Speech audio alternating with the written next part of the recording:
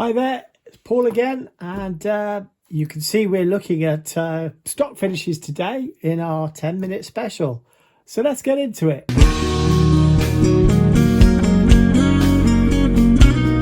If you enjoy the content, don't forget, like, subscribe and click the notification bell.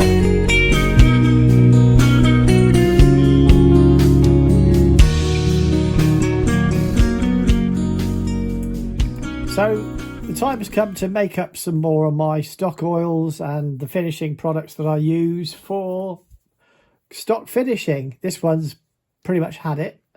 Been struggling with it a few times on the channel. So let's get into the recipes, and I'll change the angle of the camera to make this easier for you. So I will do my best to keep this as simple as possible. So what you've seen me use quite often, along with a French polish. Liberon is not a sponsor, by the way. I just like their products. Which is red oil, which is this recipe here. Easiest of all. It's alkanet root, which you may not have seen before when I've showed you before. Steeped in boiled linseed oil. Again, Liberon, not a sponsor.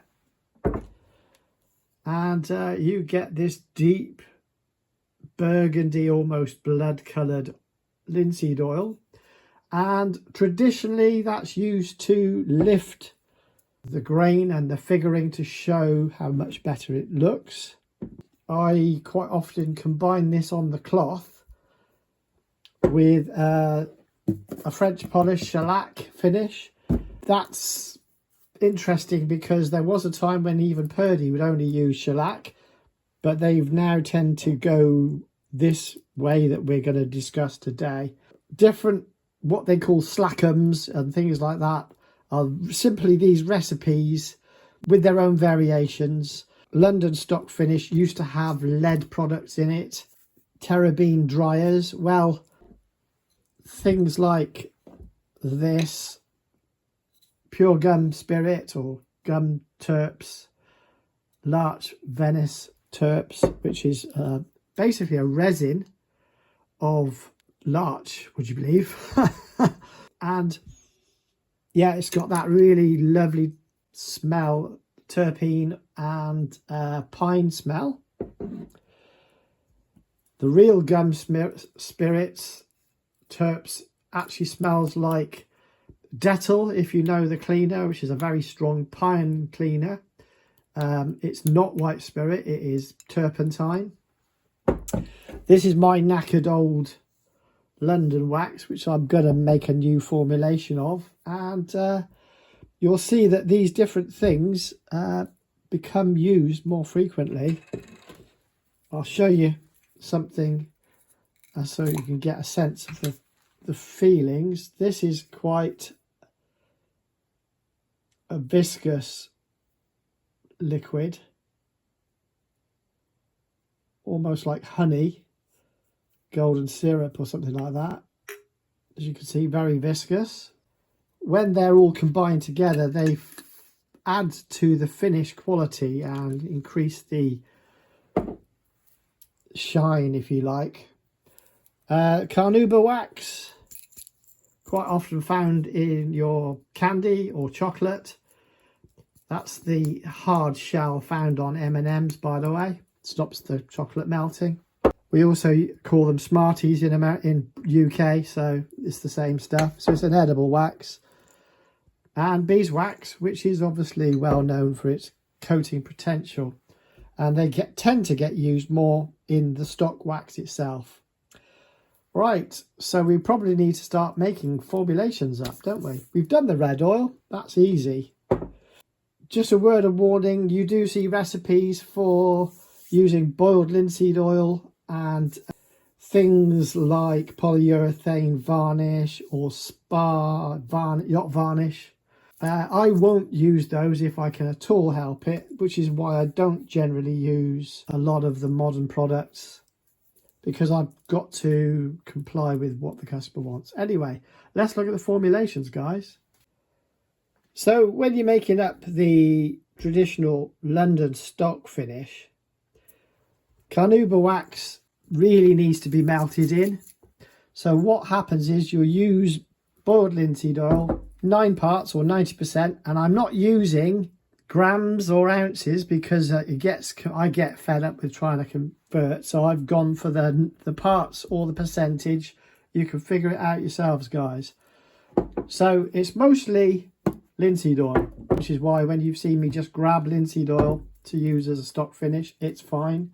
It's the old-fashioned way of doing it. Linseed oil, 9 parts or 90%. Carnauba wax is only a small amount. Venice turpentine, again, is only a small amount, only 2.5%. And spirit of turpentine is just a small amount, again, 5%, which you add after you've melted all of the other ingredients together.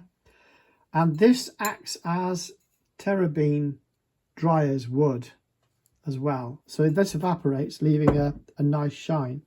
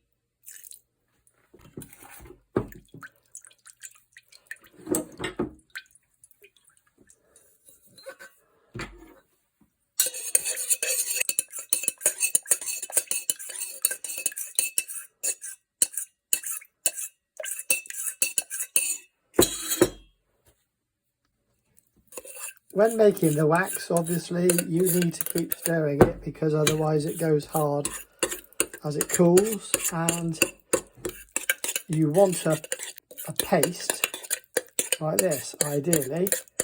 But if it goes hard, you need to loosen it up a bit using a bit more boiled linseed.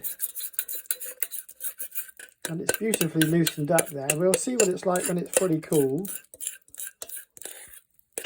But that is the stuff. That's what it looks like, guys.